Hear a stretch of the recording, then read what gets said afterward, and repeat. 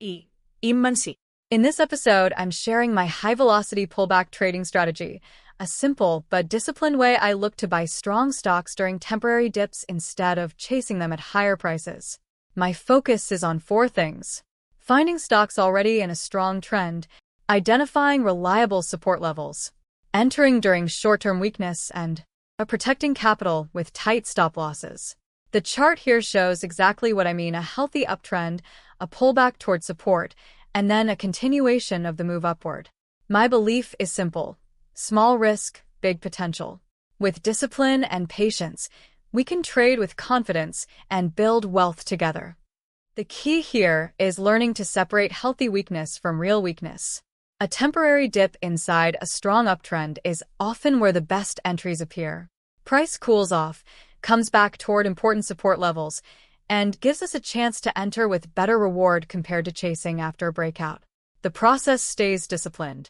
Identify stocks already outperforming, narrow down the strongest names, mark important zones where buyers are likely to defend, and then wait. Patience matters here. We let price come into support, watch for strength returning, and only then take the entry. Risk stays controlled by placing the stop just below support. That keeps losses small if the setup fails. When the move works, we stay with the trend and allow momentum to continue. That's where the edge comes from: limited downside, strong upside, and consistency through disciplined execution. A pullback is simply a temporary pause or dip inside a healthy uptrend. The stock has already been moving higher, buyers are clearly in control, and then price takes a short breather.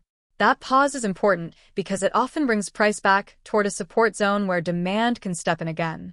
It gives us a better entry instead of buying after a big move up. The most important distinction is this: a pullback is not the trend breaking down. The larger direction remains upward. Price cools off, finds support, and then resumes higher. That's why pullbacks can offer such strong opportunities in quality stocks. We're buying into strength after a temporary reset, with support nearby and risk clearly defined. The simple idea is: buy weakness in strength, not weakness in weak stocks. The ideal setup becomes powerful when multiple support signals come together in the same area. Price has already been trending strongly. Then, instead of continuing straight up, it starts pulling back into a zone where important levels are lining up together. That support zone can include the 9 EMA for near-term momentum, the 21 EMA for trend support, the 50 EMA for stronger structure, anchored VWAP, or even a previous swing low. When several of these levels meet in one area, that zone becomes much more meaningful. Then we watch price carefully. If buyers begin stepping in, candles stabilize, and price starts reclaiming those moving averages, it tells us demand is returning. That reclaim is important because it shifts momentum back in our favor. From there, the strongest names often do what we want. They absorb the pullback, regain momentum, and continue moving higher. The goal is not to predict every move. The goal is to wait for price to come into our area of interest, let the chart confirm strength, and then participate when momentum begins building again. The next step is creating a repeatable process so strong setups become easier to spot. I start by scanning for stocks already outperforming the market over the last few months. Relative strength matters because leaders tend to stay strong while weaker names usually stay weak. Then I narrow the list. I remove stocks with low liquidity or poor structure and focus only on names with clean movement and enough volume. The goal is quality over quantity. After that, I look for consolidation. A stock that pauses after a good run and trades in a tight range often shows healthy accumulation. It means the earlier move is being absorbed instead of reversed. Once I find that structure, I mark the important support areas: moving averages, anchored VWAP, previous swing lows, gap zones, or any level where buyers have defended price before. Then comes the most important part: waiting. No rushing, no forcing trades. I let price come back into support and watch how it behaves there. If buyers begin defending the area and momentum starts returning, the setup becomes actionable. That entire process helps filter a large universe down to a few high-quality opportunities. And that patience makes a big difference because we are not trying to trade everything. We are waiting for the strongest stocks to come into our zone and give us the cleanest entry possible. Once the setup reaches our support zone, execution becomes everything. The entry comes when price begins reclaiming support with clear strength. That can look like a strong green candle, a bullish engulfing pattern, or simply a clean higher low followed by momentum returning. The idea is to let the market confirm that buyers are stepping back in before committing. Risk management stays simple and strict. The stop loss goes just below the support area or below the recent low that invalidates the setup. If price breaks that level, the trade is no longer behaving the way we expected, and we exit quickly with a controlled loss. Keeping risk small matters because it protects capital and keeps us emotionally steady for the next opportunity. Then comes the reward side.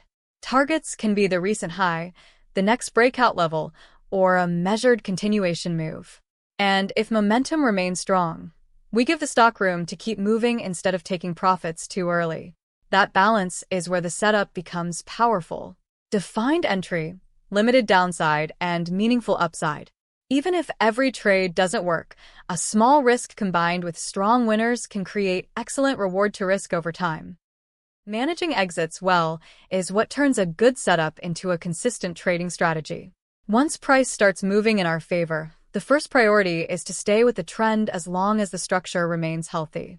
If the stock keeps making higher highs and higher lows, there is no need to rush out. At the same time, it helps to lock in partial profits near important resistance or after a strong extension. That reduces pressure and allows us to stay calm while holding the remaining position.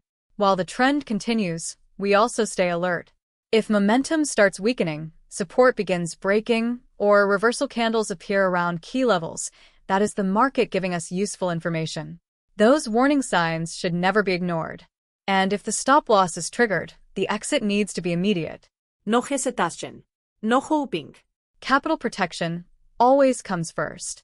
A strong exit plan gives clarity before the trade even begins. We already know where we will reduce, where we will trail, and where we will exit if the setup fails. That discipline keeps emotions under control and allows profits to grow while losses stay small. Over time, that balance creates consistency. Protect downside quickly, respect warning signs, and let strong winners keep working as long as the trend remains healthy. Risk management is what keeps us in the game long enough for the strategy to truly work. Even the strongest setup can fail, so the goal is never to risk too much on one trade. Keeping risk small on every position protects the account and keeps decision-making clear. A stop loss should always be planned before entering the trade.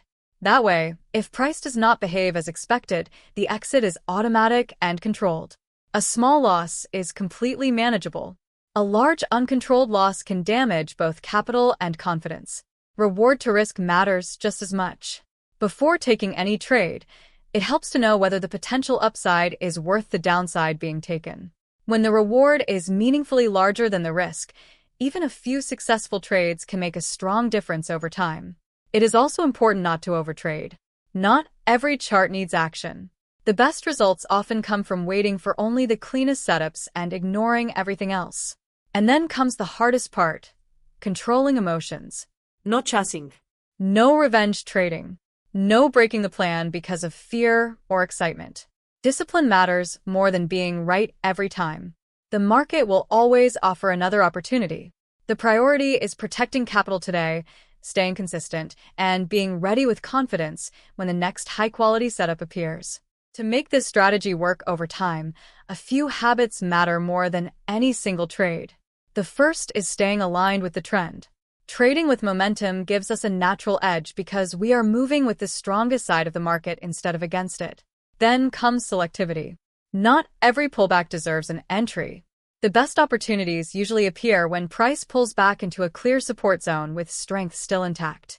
Waiting for those cleaner setups improves both confidence and consistency. Risk management stays part of every decision. Before entering, we already know the entry level, the stop loss, and what kind of reward makes the trade worthwhile. That preparation removes guesswork once price starts moving. Patience also matters a lot. Strong setups often take time.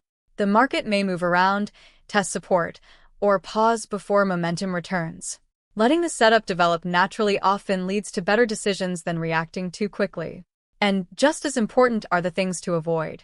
Avoid fighting the trend. Avoid chasing a stock after it has already extended too far. Avoid taking oversized risk.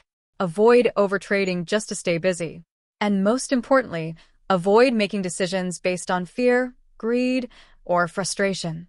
When we stay patient, focus on quality, manage risk carefully, and let the strategy unfold with discipline, results become much more consistent over time.